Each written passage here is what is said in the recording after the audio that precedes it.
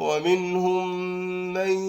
يستمع إليك وجعلنا على قلوبهم أكنة أن يفقهوه وفي آذانهم وقرا وإن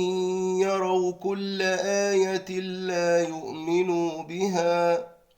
حتى إذا جاءوك يجادلونك يقول الذين كفروا إن هذا إلا أساطير الأولين وهم ينهون عنه وينأون عنه وإن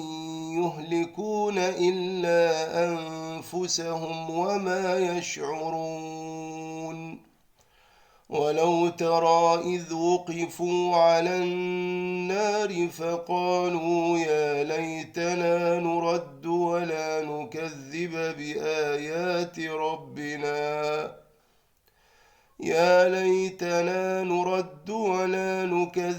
بآيات ربنا ونكون من المؤمنين.